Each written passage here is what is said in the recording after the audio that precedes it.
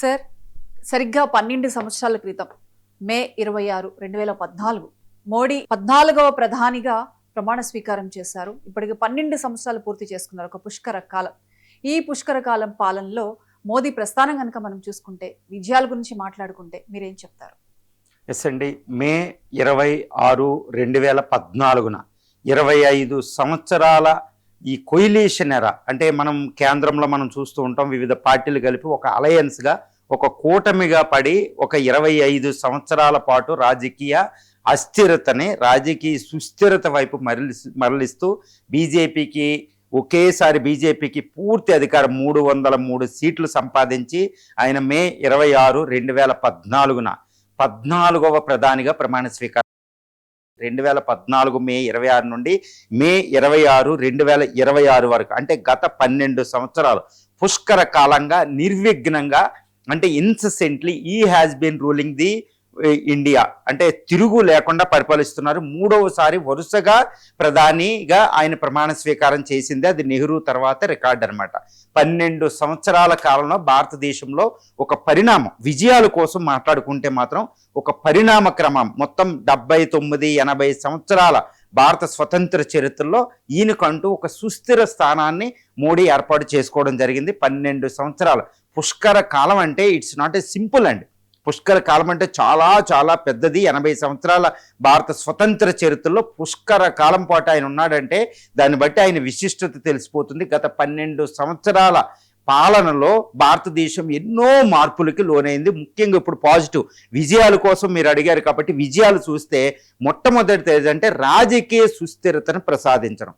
అంటే మనం చూస్తాం 1989లో మొట్టమొదటిగా కొయిలేషన్ గవర్నమెంట్ ఒకటి ఫామ్ అయింది భారతదేశంలో. ఇది రాజీవ్ గాంధీ తర్వాత విపి సింగ్ ఆధ్వర్యంలో. తర్వాత ప్రతి సంవత్సరం, ప్రతి 2 సంవత్సరాలకు ఒక ప్రధాని మారడం, ఎప్పటికప్పుడు రాజకీయ అస్థిరత, అసలు ఏంటి తరువాన్ని భారతదేశం ఏం చేయాలి, ప్రజాస్వామ్యం విఫలమైందా అనే టైప్లో వచ్చేసింది అనమాట. ఇలా 1/4 సెంచరీ 25 సంవత్సరాల అస్థిరత కలిగిన ఈ కొయిలేషన్ ఎరాని తర్వాత ఆయన సుస్థిరత వైపు మలిచి అద్భుతమైన ప్రభుత్వాన్ని అందిస్తున్నాడు అనమాట. అది పెద్ద విజయంగా మనం చెప్పుకోవచ్చు. 2014 నుంచి 2026, అఫ్ కోర్స్ 2024 ఎన్నికల్లో మళ్ళీ కొయిలేషన్ వచ్చిన రాజకీయ సుస్థిరతకు లోటు లేకుండా అద్భుత చాతుర్యంతో ఆయన పరిపాలిస్తున్నాడు. అది మొట్టమొదటి విజయంగా మనం చెప్పుకోవచ్చు. ఇక రెండో విజయం ఏంటంటే రాజకీయ సుస్థిరత తర్వాత నా దృష్టిలో చెప్పాలంటే ఎకనామిక్ డెవలప్మెంట్. కరోనా అని ఇంటర్నేషనల్లీ ఎన్నో కోయటెక్ సిచ్యువేషన్ వచ్చినా, ఇరాన్ అమెరికా యుద్ధం వచ్చినా, 5 సంవత్సరాలుగా అక్కడ రష్యా ఉక్రెయిన్ యుద్ధం నడుస్తున్న భారత ఎకనామిక్ డెవలప్మెంట్ అనేది ఒక సుస్థిరతంగా ఆ మూమెంటం అనేది పడకుండా నడుస్తుంది. మధ్యలో కరోనా వచ్చిన ఆ ఇయర్ -20% అనమాట. ఇండియా హిస్టరీలో రికార్డెడ్ మైనస్ గ్రోత్ రేట్ అనమాట. అయినప్పటికీ దాన్ని వెంటనే తెములుకొని ప్రపంచంలో ఫాస్టెస్ట్ గ్రోయింగ్ ఎకానమీగా ఇండియా రికార్డు నమోదు చేయడం అనేది ఈయన పరిపాలనలో గొప్ప విషయంగా మనం చెప్పుకోవచ్చు. ఎందుకంటే ముందుటి వరకే second fastest growing economy China తర్వాత ఉండేవాళ్ళు. కానీ మోడీ ఎరాలో ఇది ఫస్ట్. భారతదేశం ఈయన పదవి స్వీకరించిన 2014లో ఎక్కడో 7వ స్థానంలో ఉన్న భారత ఆర్థిక వ్యవస్థ ఇప్పుడు 4వ స్థానానికి దగ్గరికి వచ్చింది. రీసెంట్గా కొన్ని మాడిఫికేషన్స్ పక్కన పెడదాం. అంటే 4వ అతిపెద్ద ఆర్థిక వ్యవస్థగా అవతరించింది. త్రిబుల్-Pలో అయితే ఆల్మోస్ట్ సెకండ్ ప్లేస్కి వచ్చేసింది. త్రిబుల్-Pలో అంటే కొనుగోలు శక్తి సామర్థ్య ఆధారంగా. ఈ విధంగా నాట్ ఓన్లీ ఈ పొలిటికల్ స్టెబిలిటీ, రాజకీయ సుస్థిరత అనేది మోడీ విజయం అనేది. రెండోది ఏంటంటే ఆర్థిక సుస్థిరత, సస్టైనబుల్గా అది డెవలప్మెంట్ అనేది సెకండ్ హైయెస్ట్గా అని చెప్పుకోవచ్చు. తర్వాత నేషనల్లో ఇంటర్నేషనల్ సెక్యూరిటీ, మన భారతదేశం ఎక్స్టర్నల్ సెక్యూరిటీ, ఆ భద్రత అనేది అత్యధిక ప్రాధాన్యత మోడీ ఎరాలో జరిగింది. ఇందిరా తర్వాత ఎక్స్టర్నల్గా ఎవ్వరూ కూడా భారతదేశం వైపు కన్నెత్తి కూడా చూడలేరనమాట. ఆ విధంగా మనం 2016 సర్జికల్ స్ట్రైక్, 2019 పుల్వామా, తర్వాత బాలాకోట్ స్ట్రైకు, తర్వాత ఆపరేషన్ సింధూరు, తర్వాత చైనాకి ఎగ్నెస్ట్గా ఈ గాల్వాన్ వ్యాలీ, ఈ లడఖ్లో డిస్టర్బెన్స్ వచ్చేసినప్పుడు, తర్వాత సిక్కిం దగ్గర అక్కడ డిస్టర్బెన్స్ వచ్చేసినప్పుడు చైనాకి అడ్డు నిలబడడం అనేది తిరుగులేక ఒక హార్డ్ పర్స్యూట్, ఒక ఇందిరాలాగా హార్డ్ పర్స్యూట్. మన నేషనల్ సెక్యూరిటీ విషయంలో ఏ మాత్రం కూడా కాంప్రమైజ్ అవ్వరని ఇటు చైనాకి పాకిస్తాన్కి బుద్ధి చెప్పిన గొప్ప ప్రధానిగా ఈయన చరిత్రలో నిలబడిపోతాడనమాట. ఈ విషయంలో తిరుగులేదు ఎక్స్టర్నల్ సెక్యూరిటీ. తర్వాత ఇండియా యొక్క రక్షణ, తర్వాత 4వ చెప్పాలంటే ఇండియా యొక్క రక్షణ అనమాట. ఈ రక్షణ రంగం డిఫెన్స్ని ప్రపంచంలో ఒక గొప్ప పవర్ఫుల్గా తయారు చేసేసారనమాట. ఒక మిసైల్ పవర్ని ఇంకా స్ట్రెంగ్తన్ చేయడం, బ్రహ్మోస్ అనేది, అగ్ని అనేది, ఈ సూర్య డెవలప్మెంట్ అనేది, తర్వాత న్యూక్లియర్ ట్రైడ్ డెవలప్ చేయడం, న్యూక్లియర్ సబ్మెరైన్స్ని ప్రవేశపెట్టి అరిహంత క్లాస్ అనేది రావడం, తర్వాత స్పేస్ ప్రోగ్రామ్ అసాట్ని ప్రయోగించడం, లేజర్ గైడెడ్ మిసైల్స్ అనేది, తర్వాత ఈ విధంగా ఏంటంటే నేషనల్ సెక్యూరిటీ, ఆత్మ నిర్భర్ భారత్ అంటే indigenous development in defence production అనమాట. ఈ విధంగా ఇక్కడ సిప్రీ రిపోర్ట్ ఇవన్నీ గ్లోబల్ ఫైర్ పవర్ ఇండెక్స్ చూసినా ఇండియా అనేది one of the global military పవర్గా ఈయన కాలంలో బాగా ఉద్భవించిందని చెప్పవచ్చు అనమాట. ఇది 4వ అతిపెద్ద డెవలప్మెంట్గా మనం చెప్పవచ్చు. ఇక తర్వాత ఏంటంటే ఇంకా మిగిలి చెప్పాలంటే ఇండియాస్ ఫారిన్ పాలసీ.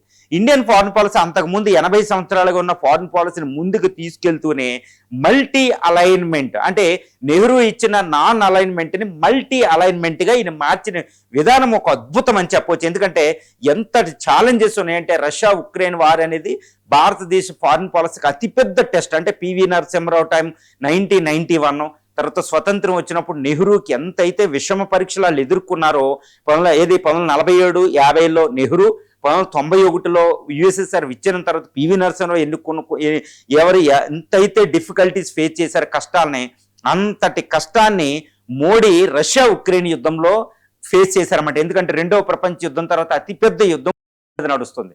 అలాంటి సమస్యని చాలా చాకచక్యంగా ఎక్కడ రష్యాతో సంబంధాలు పోకుండానే రష్యా నుంచి ఆయిల్ తెచ్చుకుంటూనే ట్రంప్ బెదిరింపులు లొంగకుండా ప్రపంచంలో అన్ని దేశాలతో సమానమైన సంబంధాలను మెయింటైన్ చేయడం అనేది ఈయన ఫారిన్ పాలసీ యొక్క ఒక విశిష్టమైన లక్షణంగా, ఒక అతిపెద్ద గొప్ప విషయంగా అయితే నేను చెప్పగలుగుతాను. ఆ విధంగా డిఫెన్స్ ఎక్స్పర్ట్గా ఇది ఫారిన్ పాలసీ ఎక్స్పర్ట్గా ఇది ఒక అద్భుత విజయాలు నమోదు చేసుకున్నారన్నమాట. ఇది ఒకటి. తర్వాత ఈ నేషనల్లో చూస్తే ఏంటంటే నేషనల్ ఆయన పార్టీని కేవలం సింగిల్ డిజిట్లో బీజేపీ పాలనని మొత్తం 21 స్టేట్లకి ఆయన విస్తరించడం జరిగింది. అంటే బీజేపీని ఒక అద్భుతంగా విస్తరించాడు ఆ పార్టీ. చూసుకుంటూనే నేషనల్లో రాజకీయ స్టెబిలిటీ అంటారు, అంటే దేశంలో రాజకీయ సుస్థిరతని ఇవ్వడం అనమాట. తర్వాత గొప్ప విజయం ఏంటంటే కరోనాని ఆయన అద్భుతంగా మేనేజ్ చేశారని చెప్పవచ్చు. ఎందుకంటే కరోనా సమయంలో 80 కోట్ల మందికి ఫుడ్ గ్రెయిన్స్ ఇవ్వడం it's not a simple thing. అంటే యుఎస్ తట్టుకుంది, అక్కడ చైనా తట్టుకుంది, జపాన్ లాంటి దేశాలు తట్టుకున్నాయి అంటే అవి హైలీ డెవలప్డ్ స్టేట్స్. కానీ ఇక్కడ అండర్ డెవలప్డ్ ఆల్మోస్ట్ కొన్ని విషయాలు అండర్ డెవలప్డ్ ఫీచర్స్ మన ఇండియన్ ఎకానమీలో కనిపిస్తూ ఉంటాయి. అండర్ డెవలపింగ్ స్టేట్ అయిన ఇండియాలో ఒక్కళ్ళు కూడా ఆకలితో మాడిపోలేని విధంగా ఈయన యొక్క కళ్యాణ్ అని ఒక పథకం తీసుకొచ్చి 80 కోట్ల మందికి ఫుడ్ గ్రెయిన్స్ ఇచ్చి దాన్ని మేనేజ్ చేసిన విధానం, వ్యాక్సిన్ తెచ్చిన విధానం అసలు సామాన్యమైన విషయం కాదనమాట. ఒక అద్భుత విజయంగా మనం చూడాలి ఎన్ని ఫిట్ ఫాల్స్ అక్కడ ఉన్నప్పటికీ. ఇవి చాలా పెద్ద విషయాల తర్వాత ఆర్టికల్ 370 తీసి జమ్మూ అండ్ కాశ్మీర్ని భారతదేశంలో మొత్తం విలీనం ఎప్పుడు ఇండిపెండెన్స్ దగ్గర ఒకటి అపరిపూర్ణంగా ఉన్నదని పరిపూర్ణత చేశారని చెప్పవచ్చు. తర్వాత ఇదే విషయంతో పాటు ఇంకోటి ఏంటంటే ఎన్విరాన్మెంటల్ డెవలప్మెంట్, ఇన్ఫ్రాస్ట్రక్చర్. ముఖ్యంగా చెప్పాలంటే ఇన్ఫ్రాస్ట్రక్చర్ అనేది చాలా పెద్ద డెవలప్మెంట్. ఎందుకంటే ఇప్పుడు చైనా తర్వాత సెకండ్ లార్జెస్ట్ ఇన్ఫ్రాస్ట్రక్చర్ కంట్రీగా ఇండియా అవతరించింది. ఒక సిమెంట్ ప్రొడక్షన్ ఏంటి, తర్వాత ఐరన్ అండ్ స్టీల్ ఏంటంటే, electricity, renewable energies, roads, railways, తర్వాత ప్రతి విషయంలో ఎయిర్పోర్ట్స్ అన్నిటిలో చైనా టు నెక్స్ట్ ఇండియా అనమాట 2వ స్థానంలో ఉంటుంది అమెరికా అన్నిటిని దాటి. ఈ విధంగా ఇన్ఫ్రాస్ట్రక్చర్ ట్రాన్స్ఫార్మేషన్ అనేది మోడీ కాలంలో చాలా పెద్ద స్థాయిలో వెళ్ళిందని చెప్పవచ్చు. తర్వాత డిజిటలైజేషన్ ఆఫ్ ఎకానమీ. ఇప్పుడు ఈ ఫోన్పే ఇవన్నీ చూస్తుంటే ఇండియాలో వరల్డ్ నెంబర్ 1 డిజిటల్ ట్రాన్స్ఫార్మేషన్ జరుగుతుంది ఇండియాలో. ఇది చాలా పెద్ద విషయం. దాన్ని ఏమంటారంటే 4th ఇండస్ట్రియల్ రెవల్యూషన్. ఈ 4th ఇండస్ట్రియల్ రెవల్యూషన్ అనేది మోడీ కాలంలో చెప్పదగిన అద్భుతమైన విషయం అనమాట. ఈరోజు ఐటీఐ కాకుండా, సర్వీసెస్ సెక్టర్ కాకుండా ఏఐ, క్వాంటమ్ టెక్నాలజీ అని ఇలా అన్ని విషయాలకి మనం వచ్చేసాం. స్పేసు, ఈ technology, data science, cyber security, ఇవాళ 4th ఇండస్ట్రియల్ రెవల్యూషన్ అంటారు. దీనికి కావాల్సిన ట్రాన్స్ఫార్మేషన్ ఈ రోజు ఇండియాలో జరిగింది. ఇది ఒక అద్భుతంగా మనం చెప్పొచ్చు. తర్వాత ఎక్స్పోర్ట్ ఇంపోర్ట్స్లో కూడా అద్భుతమైన స్థానం ఎక్స్పోర్ట్స్లో. తర్వాత ఎఫ్టీఏలు, తర్వాత ఇంటర్నేషనల్ మన స్టేచర్ని అంటే అంతర్జాతీయంగా భారతదేశ కీర్తి ప్రతిష్టలు వెళ్ళిన విశ్వ గురు స్థానానికి. ఇది June 2ని ఇంటర్నేషనల్ యోగా డేగా ప్రకటింపజేయడం అనేది యుఎన్లో మన సభ్యత్వం. ఒక గ్లోబల్ లీడర్గా ఇండియా ఎదగడం, ఒక గ్లోబల్ లీడర్గా మోడీ ఎదగడం, G20 కండక్షన్ అనేది, తర్వాత విశ్వ గురువుగా భారతదేశం అనేది ఒక అద్భుతమైన గొప్ప విజయాలుగా మోడీ యొక్క పరిపాలన 12 సంవత్సరాలు అంటే పుష్కర కాలంలో ఒక గొప్ప విజయాలుగా చూడవచ్చు. తర్వాత స్వతంత్ర భారతదేశం 1947 ఆగస్టు 15న ట్రిస్ట్ విత్ డెస్టినీ అను నెహ్రూ యొక్క స్పీచ్తో మొదలైన భారతదేశం ఆ పునాదుల మీద ఈ పునాదిని గట్టిపరిచాడు. గొప్ప విజయంగా మనం చెప్పుకోవచ్చండి.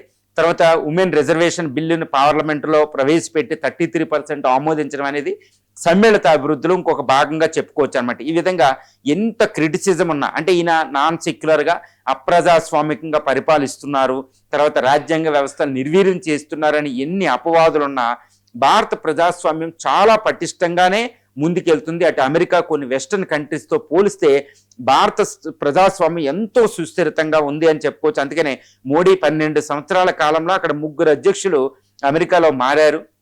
ఎంతో ఒక నియంతలు అంటే జీ జిన్పింగ్, పుతిన్ని మినహాయించేస్తే ఇప్పుడు జపాన్ అని, ఫ్రాన్స్ అని, బ్రిటన్లో ఎంతో మంది ప్రైమ్ మినిస్టర్లు మారడం వచ్చిందనమాట దేశ నాయకులు. అంటే భారతదేశం ఎంత రాజకీయ సుస్థిరత, తద్వారా ఆర్థిక సుస్థిరతో ప్రజాస్వామ్య పరిపుష్టి అనమాట. అంటే భారతదేశం వికసిత్ భారత్ అంటే మోడీ కాలంలో చెప్పుకోదగ్గ అతిపెద్ద పరిణామాలుగా పెద్ద విజయంగా అయితే నేను మనస్ఫూర్తిగా చెప్పగలిగింది ఒకటే ఏంటంటే ఇండియనైజేషన్ ఆఫ్ ఇండియా, ఇండియన్ కల్చర్ అన్నమాట. భారత కల్చర్ అనేది ఫారినర్స్ పరిపాలించడం వల్ల వెస్టర్న్ ఇన్ఫ్లుయెన్స్ ఉండేది. దాంట్లో నుంచి హిందూ పరిభాషకాలు ఉపయోగించడం, హిందూ భాషను ఉపయోగించడం, విశ్వగురు అనే పదాలు ఉపయోగించడం, భారత యోగా ఇంటర్నేషనలైజేషన్ ఆఫ్ ఇండియాని చేయడం, భారత ప్రపంచానికి ఒక గురువుగా రావడం, భారతదేశాన్ని వికసిత్ భారత్ అనే లక్ష్యాలు పెట్టడం, అమృతకాల లక్ష్యాలని ఒక లక్ష్యంగా పెట్టడం, ముందుకు తీసుకెళ్ళడం, 2047 ఒక విజన్ ఇవ్వడంలో ఒక నేషనలైజేషన్ అన్నమాట. ఇండియనైజేషన్ అనేది భారతదేశంలో మనం చూడవచ్చు. ఇక ఐలాండ్ల పేర్లు బ్రిటిష్ వాళ్ళ పేర్ల నుంచి ఇండియన్ పేర్లు మార్చడం ఇదంటే అంటే ఇండియా ఈజ్ ఫర్ ఇండియా, ఇది వెస్టర్న్ ఇన్ఫ్లుయెన్స్ కాదనేది ఒక నేషనలైజేషన్ ప్రాసెస్ అనేది భారతదేశంలో మోడీ కాలంలో జరిగింది. ఇది ఇండిపెండెన్స్ తర్వాత అతిపెద్ద విజయంగా మోడీ విజయంగా మనం అయితే చూడవచ్చండి. సరే, అయితే ఈ 12 సంవత్సరాల కాలంలో ఆయన ప్రస్థానం గురించి మాట్లాడుకుంటే విజయాల గురించి మీరు చెప్పారు. అంటే ఒక నెగటివ్స్ కనుక మనం తీసుకుంటే అంటే అపజయాలు అనేవి ఆయన పాలనలో ఏమన్నా ఉన్నాయా? ఎస్ అండి. ఇప్పుడు మనం ఎప్పుడంటే ఎప్పుడు ఒక కాయిన్కి బోత్ సైడ్స్ ఉంటాయి అన్నమాట. బట్ ఏ సైడ్ అనేది ఇంపార్టెంట్ అనేది మనం ఎక్కువగా చూడవలసి వస్తుంది. ఇప్పుడు మోడీ పరిపాలన గత మే 26, 2014 నుంచి మే 26, 2026 వరకే ఇప్పటికి ఇంకా కొనసాగుతుంది. ఈ 12 సంవత్సరాల ఒక పుష్కర కాలం అంటే అది సామాన్యమైన విషయం కాదు. అది కూడా 80 సంవత్సరాల రాజ్యాంగ చరిత్రలో, భారత స్వతంత్ర చరిత్రలో 12 సంవత్సరాలు ఒక సుదీర్ఘ కాలం పాటు ఆయన భారతదేశాన్ని పరిపాలిస్తున్నాడు. నెహ్రూ 16 సంవత్సరాలన్నర తర్వాత 17.5 సంవత్సరాలు ఇందిరా తర్వాత మూడవ అత్యధిక కాలం సుదీర్ఘ కాలం ఉన్న ప్రధాని అనమాట ఎవరు, నరేంద్ర మోడీ గారు. మరి ఈయన కాలంలో ఎన్నో విజయాలు, ఇప్పుడు దాకా నేను చెప్పగలిగిన ఎన్నో విజయాలు, అద్భుతమైన విజయాలు అయితే నమోదు చేసుకున్నారు. అదే ప్రాతిపదికన ఆయనకి అపజయాలు కూడా కొన్ని ఉన్నాయి. భయంకరమైన క్రిటిసిజం కూడా ఈయనకి ఎగ్నెస్ట్గా నడుస్తుంది అనమాట. ముఖ్యంగా చెప్పాలంటే ఈయనకున్న అతిపెద్ద అప్రజాస్వామికంగా భారతదేశాన్ని పరిపాలిస్తున్నారు. అంటే సెక్యులర్, భారత ప్రియాంబుల్లో ఒకటి ఉంటుంది సెక్యులర్ అని అందరూ అంటారన్నమాట. ఇది 1976లో ఇందిరాగాంధీ 42వ రాజ్యాంగ సవరణ చట్టం పెట్టేసింది. ఇది సెక్యులర్ అనే పదం తీసుకొచ్చేసింది, లౌకిక అనే పదం. అసలు ఇండియన్ ఒరిజినల్ కాన్స్టిట్యూషన్ లేదంటారు. It is a non sense. ఎందుకు ఇండియన్ కాన్స్టిట్యూషన్లో ఇది ఫ్రీడమ్ ఆఫ్ అంటే మత స్వాతంత్రపు హక్కు అనేది, లింగ్విస్టిక్ మైనారిటీకి హక్కులు అనేవి అక్కడ ఆర్టికల్ 26 నుంచి 20 వరకు ఇలా ఎన్నో ఉన్నాయి అన్నమాట. అంటే లౌకిక అనే పదం భారత రాజ్యాంగంలో అంతర్లీనంగా ఉంది, పాలలో వెన్న మాదిరిగా. కానీ ఇది గుర్తించాలని ఆవిడ ప్రియాంబుల్లోకి ఆ పదం తీసుకొచ్చి పెట్టింది అంతే, ఆల్రెడీ లేదు అని కాదు. కాబట్టి ఈ సెక్యులర్ అనేది ఇప్పుడు మోడీ గారు సెక్యులర్ అనే పదాన్ని తీసి కూడా ప్రియాంబుల్ని చూపిస్తున్నారు. అసలు రాజ్యాంగాన్ని పట్టించుకోవడం లేదు. భారతదేశం ఒక హిందూ రాజ్యంగా ఎస్టాబ్లిష్ చేయాలని ప్రయత్నిస్తున్నారు. అందుకనే అంతర్జాతీయంగా, జాతీయంగా అపోజిషన్ పార్టీస్ నుంచి, ఎన్నో సోషల్ యాక్టివిస్టుల నుంచి కొంచెం ఎక్కువ క్రిటిసిజం వస్తుంది. అదేంటంటే ఈ లవ్ జిహాద్ అనేది, కౌ స్లాగరింగ్, కౌ ప్రొటెక్షన్ ఫోర్సెస్ అనేవి ఇలా నాన్ కాన్స్టిట్యూషనల్, ఎక్స్ట్రా కాన్స్టిట్యూషనల్గా రాజ్యాంగేతర శక్తులుగా తీసుకొచ్చేస్తున్నారు. కాబట్టి హిందూ రాజ్యంగా భారతదేశాన్ని మార్చడానికి బీజేపీ ఎన్నో ప్రయత్నిస్తుంది. దాంట్లో భాగంగా అయోధ్య రామ టెంపుల్ తీర్పు, అయోధ్య రామ టెంపుల్ అనేది ఆర్టికల్ 370 అనేది నేను దీన్ని ఒప్పుకోను, అది సెక్యులర్, అది డిఫరెంట్ మ్యాటర్ అనమాట. ఇవన్నీ ఇలా వచ్చేస్తున్నాయి. కాబట్టి భారతదేశంలో మతతత్వ రాజకీయాలు ఎక్కువయ్యాయి మోడీ పాలన అంటారు. ఇది అపజయంగా ఎన్నో వర్గాలు చూస్తూ ఉంటాయి అనమాట. ఇక రెండోది ఏంటంటే ఎకనామిక్ డెవలప్మెంట్కి సంబంధించి అంతకుముందు ఈయన అధికారంలోకి వచ్చినప్పుడు కేవలం ఇప్పుడు రూపీ చూస్తే సుమారు 64 రూపాయల దగ్గర ఉండేది. అది ఇప్పుడు 96 దగ్గర 100 రూపాయలు వస్తుంది. అంతకుముందు మన్మోహన్ ఈయనే విమర్శించారు చాలా సందర్భంలో. ఇప్పుడు అది ఆల్మోస్ట్ 60% దాకా, అంటే 50 to 60% అది పడిపోయింది అనమాట రూపీ వాల్యూ. మరి రూపీ వాల్యూ ఎందుకు పడిపోయింది? కేవలం ఇప్పుడు ఈయన అధికారంలోకి వచ్చినప్పుడు సుమారు 72 రూపాయలు ఉన్న పెట్రోల్ ప్రైస్ ఇప్పుడు చూస్తే ఆల్మోస్ట్ 115-120 రూపాయలకి చేరిపోయింది. మరి దీని పరిస్థితి ఏమంటారు? రూపీ పడిపోయింది, పెట్రోల్ ధరలు పెరిగిపోయినాయి, ద్రవ్యోల్బణం పెరిగిపోతుంది, ఎకనామిక్ డెవలప్మెంట్ పెరుగుతుంది. Almost $2.5 trillion economy almost double అయింది ఈ కాలంలో 12 సంవత్సరాలు. అది అద్భుత విజయం. మరి పీపుల్కి ద్రవ్యోల్బణం పరంగా చూస్తే మరి పీపుల్ యొక్క కొనుగోలు సామర్థ్యం పెరుగుతుందా తగ్గుతుందా అనేది పెద్ద ప్రశ్న అనమాట ఈ విషయం. తర్వాత ఫాస్టెస్ట్ గ్రోయింగ్ ఎకానమీగా భారతదేశం వచ్చింది 7.2%కి IMF ప్రకారం. బట్ ఇది చైనా అభివృద్ధితో పోలిస్తే చాలా చాలా తక్కువ. ఒకప్పుడు 2010 వరకు ఆల్మోస్ట్ 20-30 సంవత్సరాల పాటు అది డబుల్ డిజిట్ గ్రోత్ రేట్ వెళ్ళిపోయింది. మరి మోడీ కాలంలో ఏ సమయంలో కూడా double digit growth rate, economic growth rate రాలేదు. వృద్ధి పదం ఎప్పుడు కూడా డబుల్ డిజిట్లోకి రాలేదు, 10% దాటలేదు. కాబట్టి ఇది ఒక అపజయంగా చూస్తూ ఉంటారు. ఎందుకంటే India has the huge potential. తర్వాత మోడీ గారు కూడా వికసిత్ భారత్ అమృతకాల లక్ష్యాలు 2047 నాటికి భారతదేశం డెవలప్డ్ కంట్రీ వికసిత్ భారత్గా మార్చాలని లక్ష్యంగా పెట్టుకున్నారు. కానీ ఆ లక్ష్యాలకు అనుగుణంగా డబుల్ డిజిట్ గ్రోత్ లేకుండా ఈ వికసిత్ భారత్ అనేది అమృతకాల లక్ష్యాలు అనేది అసంభవం అనమాట. ఎందుకంటే చైనా లాగా మనం తయారయ్యాం. ఇది గ్రోత్ రేటు రావడం లేదు. ఇది మోడీ వైఫల్యంగా ఎకనామిస్టులు మనం చాలా మంది చెప్తూ ఉంటారు. తర్వాత ఇంకోటి ఏంటంటే అప్రజాస్వామికం, తర్వాత అసమ్మిళిత అభివృద్ధి, అంటే ఇంక్లూజివ్ గ్రోత్ రేట్, సమ్మిళిత అభివృద్ధి భారతదేశ వ్యాప్తంగా లేకపోవడం. ఎందుకంటే స్వతంత్ర భారతదేశ 80 సంవత్సరాల పాలనలో ఈ అసమ్మిళితం అనేది, అంటే ఈ డెవలప్మెంట్ అనేది ఈక్వల్గా లేకపోవడం, సమానంగా లేకపోవడం అనేది ఈ మోడీ ఎరాలో పీక్ స్టేజ్కి, పతాక స్థాయికి వెళ్ళిపోయింది అని చెప్తారు. ఇప్పుడు కేవలం 1% ఆఫ్ ది పాపులేషన్, అంటే భారతీయులు 148 కోట్లలో 1% అంబానీ, అదానీలు, ఇలా జిందాలు ఇలాంటి 1%ఏ భారత సంపదలో 40% వాళ్ళ చేతిలో పెట్టుకున్నారు. 1% ఆఫ్ ది పాపులేషన్ చేతిలో 40%, మిగిలిన 50% దిగువ పీపుల్ దగ్గర కేవలం 6% ఉందన్నమాట. ఇది పతాక స్థాయికి చేరిపోయింది మోడీ కాలంలో. అసమ్మిళితం పెరిగిపోయింది. తర్వాత ఈ యొక్క అగ్రికల్చర్ అనేది తర్వాత నిర్వీర్యం అయిపోయింది. ఒక రకంగా అగ్రికల్చర్ డెవలప్మెంట్ స్టెబిలిటీ అయిపోయింది. ఇదే మోడీ గారు డబుల్ కామర్స్ ఇన్కమ్, వ్యవసాయదారుల ఇన్కమ్ అని డబుల్ చేసేస్తానని ప్రతిజ్ఞ చేసిన మోడీ గారు ఇప్పుడు ఆ విషయం మీద మాట్లాడడం లేదు అనేది తర్వాత క్రిటిసిజం. అంటే వ్యవసాయ అభివృద్ధిని అంతగా పట్టించుకుంటా, మ్యానుఫ్యాక్చరింగ్ పాలసీ అనేది మేక్ ఇన్ ఇండియా అనేది అద్భుతంగా తీసుకొచ్చారు. కానీ మేక్ ఇన్ ఇండియా మీద పెట్టి మళ్ళీ మిగిలిన ఇండస్ట్రియల్ కూడా అంతగా డెవలప్మెంట్ లేదు ఎక్సెప్ట్ మేక్ ఇన్ ఇండియా మ్యానుఫ్యాక్చరింగ్లో. తర్వాత వ్యవసాయం అయితే ఇంకా బాగా వెనకబడిపోయిందని చెప్తున్నారు. తర్వాత చైనాతో పోలిస్తే మాత్రం ఎకనామిక్ డెవలప్మెంట్లో ఇండియా అందిపించుకోవడం లేదు అనేది ఇక్కడ ప్రాథమికంగా మన క్యాలిక్యులేషన్ బట్టి కూడా తెలిసిపోతుంది.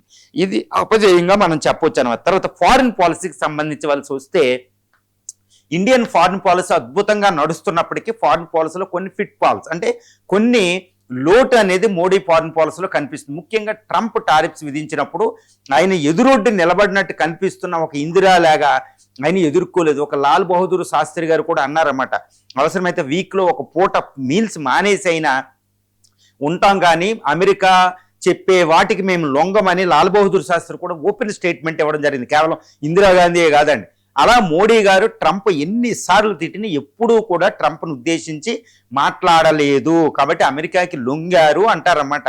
కాకపోతే ఇక్కడ టారిఫ్స్ విషయంలో మరి మోడీ లొంగారా లేదా అనటం అంటే ఇక్కడ శాస్త్రి గారు ఇందిరాతో పోలిస్తే ఈయన అంత ఎదురొడ్డే అమెరికాకి నిలబడలేదు. ఎందుకంటే ఇప్పుడు ప్రస్తుత విదేశాంగ విధానం ప్రపంచ పరిస్థితి 71 ఇందిరాతో పోల్చిన, 75 ఇందిరాతో పోల్చినా, లేకపోతే 65లో లాల్ బహదూర్ శాస్త్రితో పోల్చినా, తర్వాత 50 సంవత్సరాల తర్వాత ఇప్పుడు రాజ్యాంగ విధానాలు, అంతర్జాతీయ పరిస్థితులు వేరుగా ఉన్నాయి. ఈ టైంలో అమెరికాకి డైరెక్ట్గా మాట్లాడకపోయినా అమెరికాకు అనుకూలంగా మార్చారు, దానికి అనుకూలంగా వెళ్ళింది అని అయితే ఇక్కడ చెప్పొచ్చు.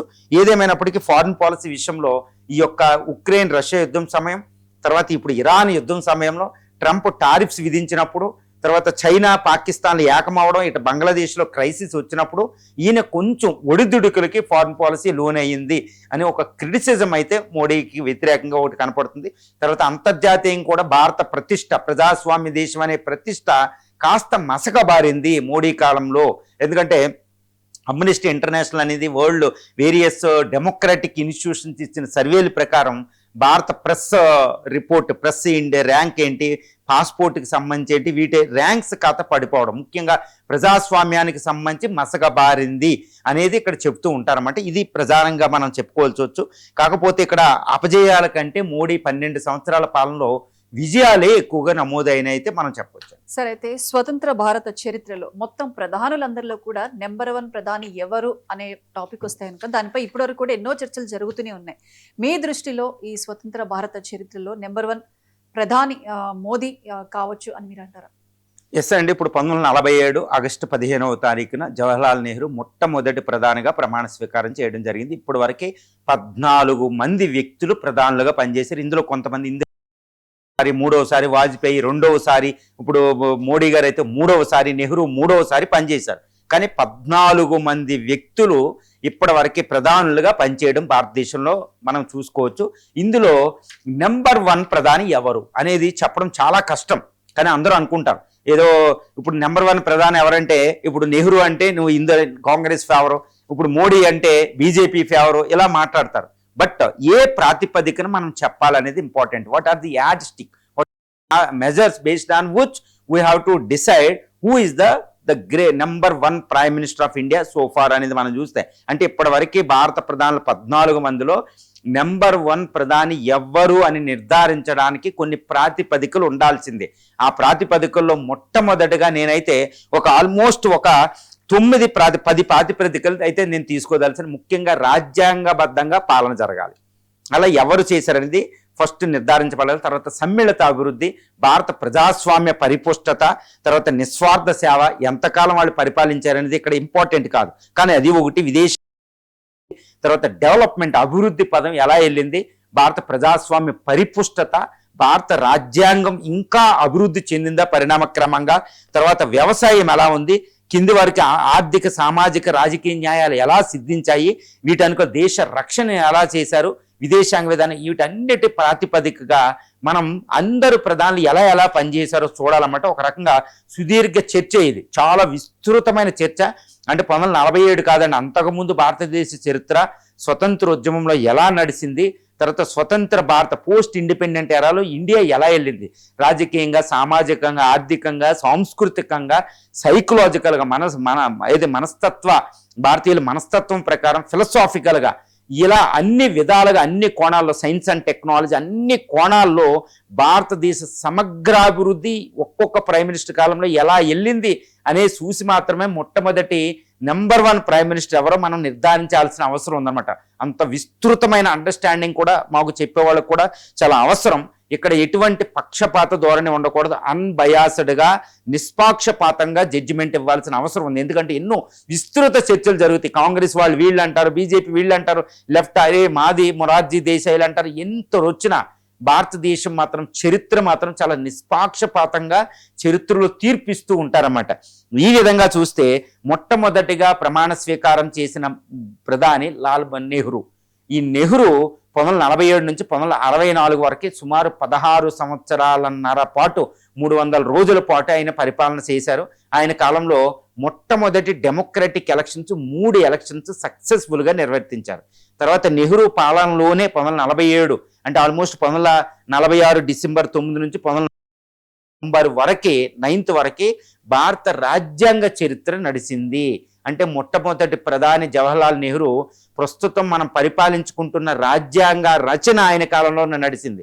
200 సంవత్సరాల పాటు బ్రిటిష్ పాలన అంతమైన తర్వాత ఒక దేశ నిర్మాణం అనేది నడిచింది.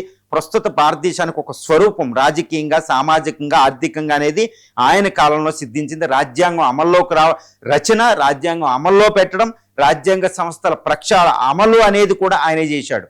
ప్రతి విషయంలో రిప్రజెంటేటివ్ యాక్ట్స్, అన్ని చట్టాలు అన్నీ కూడా ఆయన కాలంలో వచ్చింది. అంటే ప్రస్తుత ఆధునిక ప్రజాస్వామ్య భారతదేశం, ఆధునిక ఆర్థికంగా కూడా భారతదేశం, సాంస్కృతికంగా ఆయన కాలంలో పునాది వేయబడింది. కాబట్టి నెహ్రూని మించిన ప్రైమ్ మినిస్టర్ ఉంటారండి. తర్వాత నెహ్రూ ఈజ్ ఎ విజనరీ. తర్వాత ఐఐటీలు చూసినా, ఇస్రో చూసినా, ఇప్పుడు చెప్పుకున్న ఇప్పటికి 2026కి మనం గొప్పగా చెప్పుకుంటున్న ఇస్రో స్థాపన నెహ్రూ కాలంలో జరిగింది 1963. తర్వాత Bhabha atomic research nuclear program, 3 stage of nuclear program, వీటి అణు రియాక్టర్లు, వీటన్నిటికీ మూలం విక్రమ్ సారాభాయిని స్పేస్కి, తర్వాత బాబా తీసుకొచ్చి ఆయన అణు శాస్త్రవేత్తలకు ఆయనే ప్రాతిపదిక ఇచ్చాడు. ఇప్పుడు గొప్పగా చెప్పుకుంటున్న ఐఐటీని స్థాపించుకునే ఇండియన్ ఇన్స్టిట్యూట్ ఆఫ్ సైన్స్ స్థాపించింది నెహ్రూనే. ఇప్పటికీ గొప్పగా చెప్పుకుంటున్న బాక్రానంగలో, హిరాకుడ్డు, నాగార్జున సాగర్ లాంటి డ్యామ్స్ని భారతీయుల్ని రెచ్చగొట్టి ఆ టైంలో భారతీయుల ద్వారా ఒక స్వరూపాన్ని తీసుకొచ్చింది నెహ్రూయే. తర్వాత ప్రణాళికలు, ఇప్పుడు ఆర్థిక అభివృద్ధికి ప్రణాళికలు, ఇప్పుడు వ్యవసాయానికి గ్రీన్ రెవల్యూషన్కి ప్రాతిపదిక ఇండస్ట్రియల్ మోడర్న్ ఇండస్ట్రీస్కి స్టీలు, తర్వాత కోల్ మైనింగ్, ఫెర్టిలైజర్ ఇండస్ట్రీ, తర్వాత రైల్వేలు, మోడర్న్ ఇన్ఫ్రాస్ట్రక్చర్కి ఆయనే పునాది వేయడం జరిగింది. ముఖ్యంగా భారత రాజ్యాంగం ప్రజాస్వామ్యానికి పునాదే ఆయన. భారత మల్టీ అలైన్మెంట్ అంటున్న అలీన విధానాన్ని ఇచ్చి ఫాదర్ ఆఫ్ ఇండియన్ ఫారెన్ పాలసీలుగా ఆయన ఎన్నదగడం. తర్వాత వరల్డ్ గ్రేటెస్ట్, అప్పుడు భారతదేశం అత్యంత పేదరికంలో ఉన్నప్పటికీ భారతీయులను చాలా జాగ్రత్తగా నడుపుతూ ప్రపంచంలో ఒక స్ట్రాంగెస్ట్ లీడర్గా, 3వ స్ట్రాంగెస్ట్ లీడర్గా ఆయన అవతరించాడు అనమాట. అప్పుడే విశ్వగురువుగా భారతదేశం అవతరించడం, డెమోక్రటిక్ ఎలక్షన్ వరల్డ్స్ లార్జెస్ట్ డెమోక్రసీగా అవతరించింది. ఇప్పుడు నెహ్రూ అనమాట. ఈ నెహ్రూ విజయాలు తర్వాత ప్రధానిగా వచ్చిన, ఇప్పుడు జడ్జిమెంట్ ఇచ్చేటప్పుడు చెప్దాం, తర్వాత ప్రధానిగా వచ్చింది లాల్ బహదూర్ శాస్త్రి. ఈయన కేవలం 1 సంవత్సరం 200 రోజుల మాత్రమే ప్రధానిగా చేశాడు. తక్కువ కాలం కానీ తిరుగులేని ప్రధాని. జై జవాన్ జై కిసాన్ 1964-65 యుద్ధంలో తిరుగులేని విజయం, అమెరికాకి ఎదురొడ్డి నిలబడడం, తిరుగులేని ప్రధానిగా ఆయన మన్నలను అందుకోవడం. ముఖ్యంగా ఈయనకున్న గ్రేటెస్ట్ క్రెడిబిలిటీ, ఇప్పటి వరకు స్వతంత్రం వచ్చిన 14 ప్రైమ్ మినిస్టర్లో ఎవరికీ లేని ఒక అంటే ఇంటిగ్రిటీ, స్వచ్ఛంగా పారదర్శక అద్భుతమైన క్రెడిబిలిటీ, తర్వాత నిజాయితీ అనమాట. హానెస్ట్ ప్రైమ్ మినిస్టర్ ఎవరు అంటే చిన్న పిల్లల్ని అడిగినా చెప్తారు లాల్ బహదూర్ శాస్త్రి. ఈ విషయంలో ఈయనకి తిరుగులేని విషయం ఉంది. ఏదైనా యాక్సిడెంట్ అయితే రైల్వే మినిస్టర్గా కూడా ఆయన రిజైన్ చేశారు. ఇప్పుడు ఏం జరిగినా రిజైన్ చేయకుండా నా పదవే ముఖ్యమంటూ కూర్చుంటున్నారు. ఆయనకి తిరుగులేని వ్యక్తి. ఆయన కారు లోన్ ఆయనే కట్టుకుని ప్రైమ్ మినిస్టర్ అవగానే అక్కడ కారు వదిలేసిన ఒక వ్యక్తి అనమాట. తిరుగులేని ప్రైమ్ మినిస్టర్. యుద్ధంలో ముందుండి నడపడం, ప్రపంచంలో ఇంతటి గొప్ప నేత ఉంటారా అన్నట్టు భారతదేశాన్ని ఆయన పరిపాలించడం జరిగింది. గ్రీన్ రెవల్యూషన్, ఇప్పుడు వైట్ రెవల్యూషన్, వర్గీస్ కురియన్ పశువుల పాకల పడుకుని ఈరోజు వైట్ రెవల్యూషన్ తీసుకొచ్చారు. అమూల్ అనేది ఆయన యొక్క గ్రేట్నెస్. ఇప్పుడు ఈరోజు కూడు తింటున్నామంటే జై కిసాన్, అంటే యుద్ధ సమయంలో జై జవాన్ అంటారు, కానీ ఆయన జై జవాన్ ముందు జై కిసాన్ పెట్టారంటే ఆయన ముందు చూపు ఎంత ఉందో మనం చూసుకోవచ్చు. ఈరోజు కడుపు నిండా భారతదేశం ప్రపంచంలో అత్యధిక వ్యవసాయ దిగుబడులతో చక్కగా ఉందంటే, చైనా తర్వాత 2వ ప్లేస్లో ఉన్నామంటే this is because of the Lal Bahadur Shastri కృషి చాలా ఉంది. కురియన్ని, చంద్రశేఖర్ని, స్వామినాథన్ లాంటి బయటికి తీసుకొచ్చారు అగ్రికల్చరల్ సైంటిస్ట్ని, గుర్తుపెట్టుకోవాలి.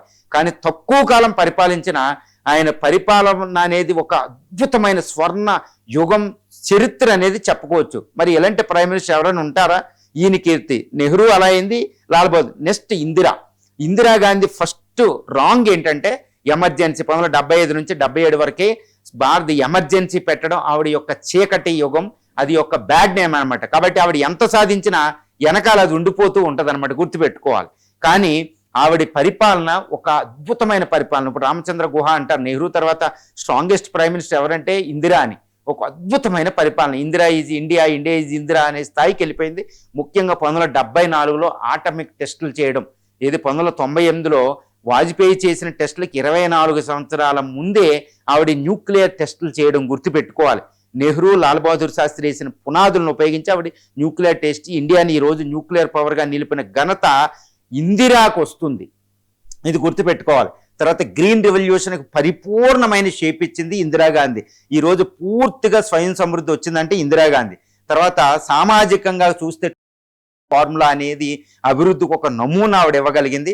తర్వాత చూస్తే బ్యాంకులను నేషనలైజ్ చేసి ఈ రోజుకి కూడా ఎంత ప్రపంచీకరణ ఫాలో అయినా బ్యాంకుల నేషనలైజేషన్ ఇప్పటికీ కూడా మనం SBI అన్నీ కూడా ఇలా పెట్టుకుంటున్నామంటే ఆవిడ కీర్తి అనమాట. అందుకని ఇందిరాని ఇప్పటికీ కూడా భారతీయులు మర్చిపోరండి. ఒక అద్భుతమైన ప్రగతి. తర్వాత స్పేస్లో న్యూక్లియర్ ఇంకా టెక్నాలజీని ముందుకు తీసుకెళ్లడం, తర్వాత ఇప్పుడు వరకే స్వతంత్ర భారత చరిత్రలోనే ఒక స్ట్రాంగెస్ట్ ప్రైమ్ మినిస్టర్ అని చెప్తారు విదేశాంగ నేతల్లో. ఎందుకంటే పాకిస్తాన్ని 2 ముక్కలు చేసి అమెరికాని డైరెక్ట్గా ఎదుర్కొని 2 ముక్కలు చేయడం అనమాట. ఇది యుఎస్ఎస్ఆర్ కూడా చేయలేదు ఇంతవరకే. అసలు ఆ విజయం, అసలు ఇందిరాగాంధీ వ్యక్తిత్వాన్ని, ఆమె ధైర్య సాహసాలని, అసలు భారతదేశంలో ఒక స్త్రీ అపరకాళిగా మారిపోతే పరిస్థితి ఎలా ఉంటుంది అనేది ప్రపంచం ఎదురు చూసిందనమాట. అందుకే ఇందిరాని ఇప్పటికీ మెచ్చుకుంటారు, ఆవిడతోనే కంపేర్ చేస్తూ ఉంటారు. ఇప్పటికీ మోడీ గారిని యుద్ధం చేసిన చూసుకోండి. అందువల్ల ఒక తిరుగులేని ప్రైమ్ మినిస్టర్. కాకపోతే ఈ ఎమర్జెన్సీ పెట్టడం వల్ల ఆవిడికి చీకటి అధ్యాయం ఉంటుంది కాబట్టి ఈవిడ 3వది. తర్వాత వచ్చింది మొరార్జీ దేశాయ్. మొరార్జీ దేశాయ్ చాలా రూరల్ ఇండస్ట్రీ ఇవన్నీ చేసిన పెద్ద ఘన విజయాలు అయితే మనం చెప్పుకోలేం.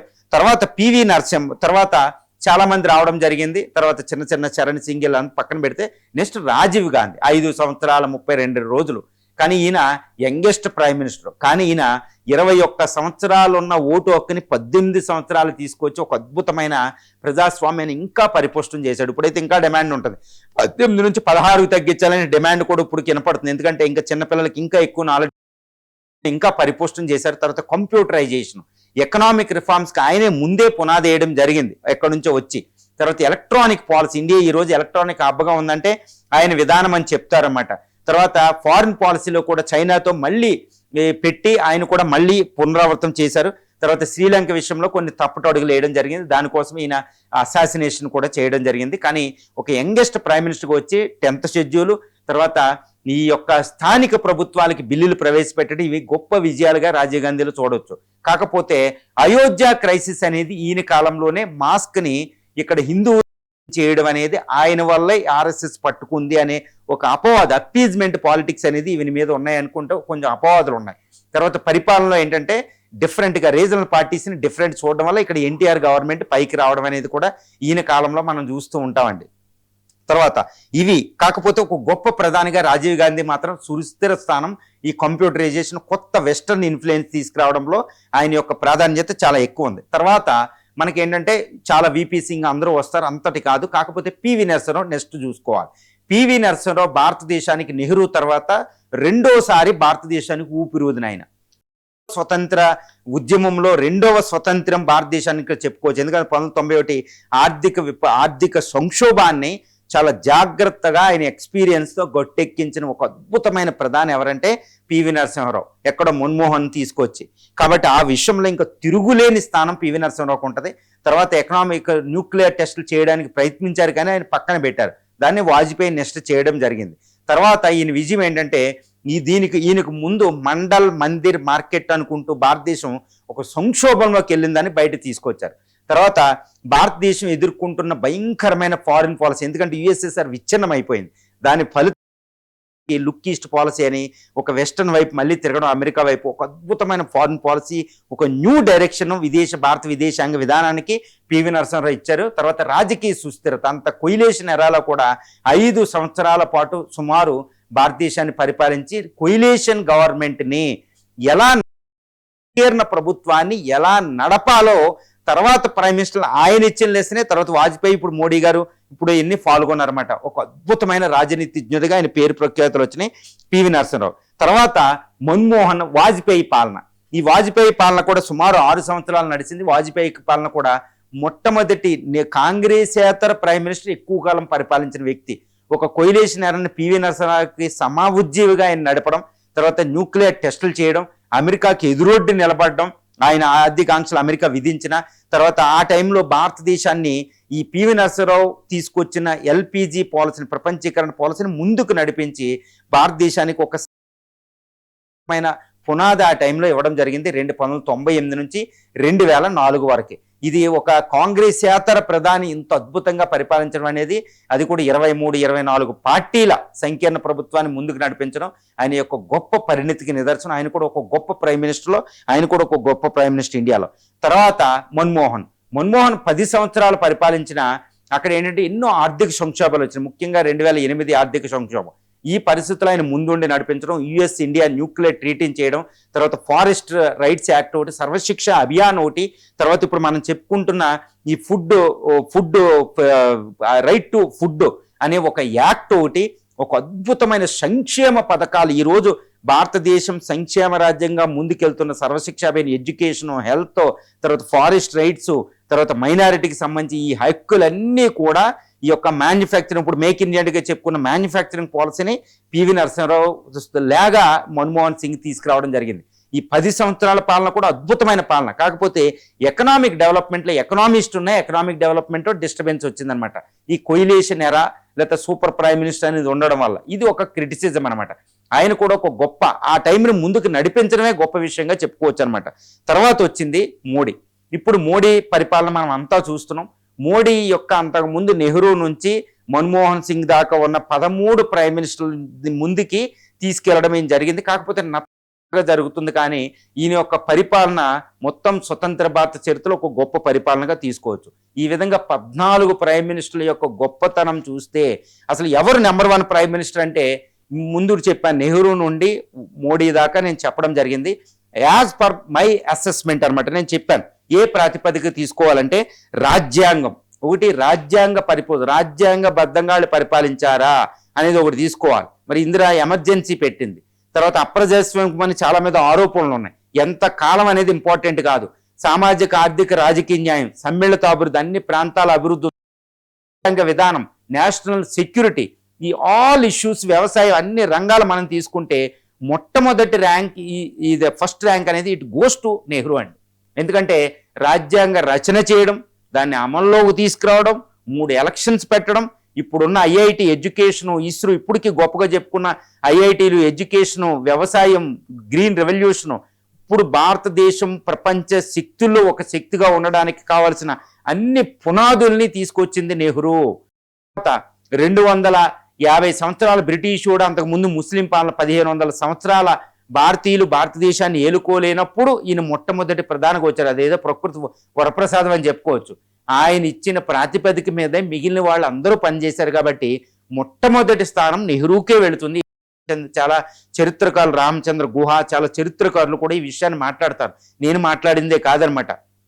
తర్వాత ప్రైమ్ మినిస్టర్లు అందరూ కూడా ఆయన పునాది మీద పనిచేసిన వాళ్ళు. ఆయన్ని దాటడం అనేది అసంభవంగా చెప్పుకోవచ్చు. మొట్టమొదటి ర్యాంక్ అయితే నెహ్రూకి వెళ్ళిపోతుంది. సార్, అయితే 1947 నుంచి ఇప్పటి వరకు ఉన్న ప్రధానులు 14 మంది ప్రధానుల్లో కూడా వారి పనితీరు ఆధారంగా ర్యాంకింగ్స్ ఇవ్వాల్సి వస్తే మీ విశ్లేషణ ప్రకారం ఎవరికి ఏ ర్యాంక్ వెళ్తుంది సార్?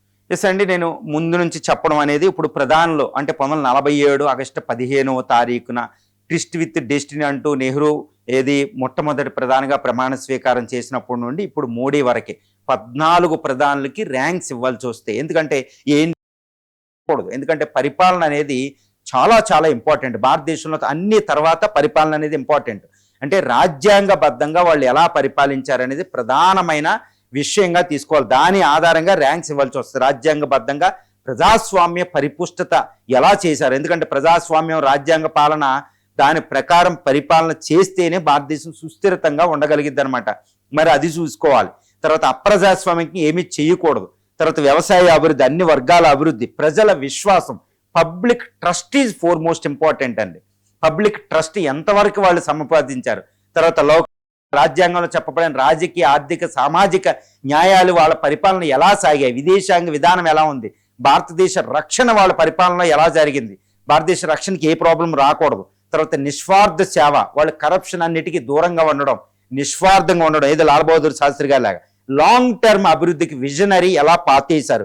తర్వాత సమ్మిళిత అభివృద్ధి, ముఖ్యంగా సమ్మిళిత అభివృద్ధి అనేది అత్యంత ప్రధానం. ఇలా 10 ప్రాతిపదికల ఆధారంగా తీసుకుంటే ఈ నెహ్రూ నుండి మోడీ వరకు ఉన్న ప్రైమ్ మినిస్టర్లో ఎవరెవరికి ఏ ర్యాంకులు వస్తాయంటే, according to my assessment, according to చరిత్రకారులు, ఇది నాది కూడా చెప్పేది కాదు, పార్టీలకు అతీతంగా అన్బయాస్డ్గా, అంటే బీజేపీ వ్యక్తులు బీజేపీ అనుకుంటారు, నెహ్రూ కాంగ్రెస్ వాళ్ళు నా ప్రధాని ఉండాలి ఇందిరాగాంధీ నెహ్రూ అనుకుంటారు, లేకపోతే లెఫ్ట్ వాళ్ళు ఎలా అనుకుంటారు, స్వతంత్ర, ఇది అంతా పక్కన పెట్టండి. భారతదేశం అత్యంత ప్రధానం అనమాట.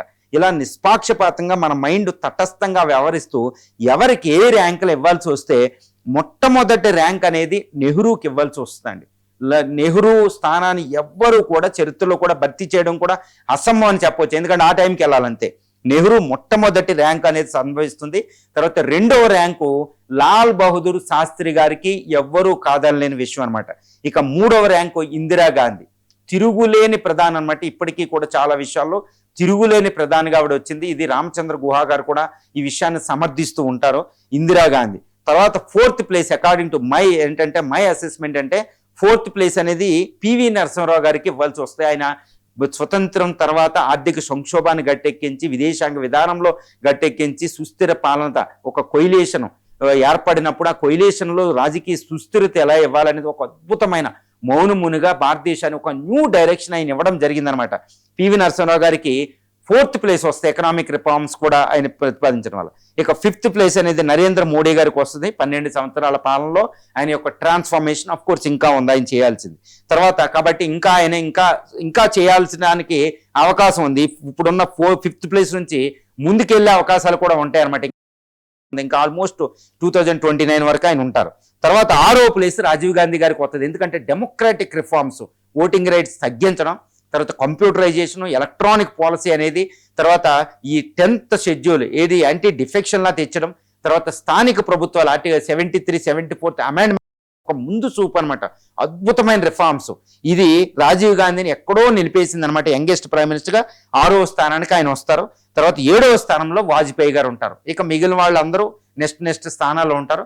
ఇది ప్రాతిపదిక.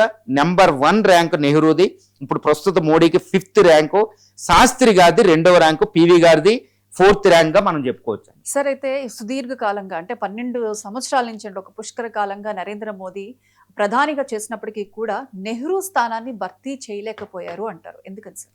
ఎస్ అండి, ఇప్పుడు మనం చాలా విశ్లేషణలు చూస్తూ ఉంటాం. ఏంటంటే బీజేపీ వాళ్ళు ఒకటి చెప్తూ ఉంటారు, కాంగ్రెస్ వాళ్ళు ఒకటి చెప్తూ ఉంటారు. పార్లమెంట్లో నెహ్రూ పేరు ఎరైజ్ చేసేస్తానంటూ ఎరైజ్ చేసేయడానికి బీజేపీ ప్రయత్నిస్తుందంటారు. కాంగ్రెస్ అసలు నెహ్రూ స్థానాన్ని చేయలేమంటారు. ఇవన్నీ ఎక్కడవన్నీ పక్కన పెట్టడం. మనం ఇప్పుడు ఒక భారతీయులుగా, సగటు భారతీయుడుగా, భారతదేశ ప్రేమికులుగా మొట్టమొదటి 1947 నుంచి 2026 వరకు పనిచేసిన ప్రధానులు ఎవరు గొప్ప అనే విషయానికి నిష్పాక్షపాతంగా, పార్టీలకు అతీతంగా, అపోలిటికల్గా, రాజకీయాలకు అతీతంగా మనం చూడాలండి. ఈ చూసినప్పుడు నెహ్రూ వర్సెస్ మోడీ తీసుకుందాం. ఈ నెహ్రూ వర్సెస్ మోడీలో ఎవరు గొప్ప అంటే ఆయన 17 సంవత్సరాలు ఆల్మోస్ట్ పరిపాలిస్తే ఈయన 12 సంవత్సరాలు ఇంకా పరిపాలిస్తూనే ఉన్నారు. కానీ ఇక్కడ కాలం అనేది ప్రధానం కాదు. మరి శాస్త్రి గారు 1.5 year ఉన్న తిరుగులేని ప్రధాని, ఆయన ఎవరైనా బీట్ చేయగలరా? కొన్ని విషయాల్లో చేయలేరు. కాబట్టి కాలం అనేది ప్రధానం కాదు. ఈ విషయంలో మోడీ గారిని, వాజ్పేయి నెహ్రూ గారిని మనం ఏమి కాలం కోసం మనం పరిగణించాలి. నెహ్రూ ఎక్కువ పరిపాలించాడు, నెహ్రూ గొప్ప మాట్లాడవద్దు ఈ విషయాన్ని. కాకపోతే నెహ్రూ స్థానాన్ని మోడీ భర్తీ చేయగలరా అనేది ఒక విషయానికి వద్దాం. ఎప్పుడో 80 సంవత్సరాల క్రితం 1947లో వచ్చింది నెహ్రూ, ఇప్పుడు 2026లో వచ్చింది మోడీ. అసలు వీళ్ళిద్దరి కంపారిజన్ కుదురుద్దా? ఎందుకంటే నెహ్రూ టైం అనేది ఒక విపత్కర పరిస్థితి. భారతదేశ చరిత్రలోనే 712వ సంవత్సరంలో అరబ్బులు సింధు ప్రావిన్స్ మీద అటాక్ చేసిన 712 నుండి 1947 వరకు సుమారు 1237 సంవత్సరాల పాటు భారతదేశాన్ని భారతీయులు పరిపాలించుకోలేదు. 1850 ఆల్మోస్ట్ 1757 వరకే మొఘలుల వరకే ఏది ఢిల్లీ సుల్తానే, అరబ్బులు, ఢిల్లీ సుల్తానేట్లు, తర్వాత మొఘలులు వీళ్ళే పరిపాలించారు. ముస్లింల పాలన భారతదేశాన్ని భారతీయులు పరిపాలించుకోలేదు. తర్వాత 1757 ప్లాసీ వార్ తర్వాత బ్రిటిష్ వాడు 1857 తిరుగుబాటు తర్వాత పూర్తిగా వచ్చి 1947 వరకే ఆయన పరిపాలించాడు. ఎవరు? బ్రిటిష్ వాడు కొల్లగొట్టేశారు భారతదేశాన్ని. భారతదేశ చరిత్రలోనే పాతాళానికి దిగిపోయిందనమాట భారతదేశం, సాంస్కృతికంగా, సామాజికంగా, ఆర్థికంగా, అన్ని రంగాల్లో కూడా. కాకపోతే భారతదేశంగా ఉంది. It was intact as a India అనమాట, కల్చరల్లీ, సోషల్లీ. దానిని ఆ తెగిపోయిన దారాన్ని పట్టుకున్నది నెహ్రూ.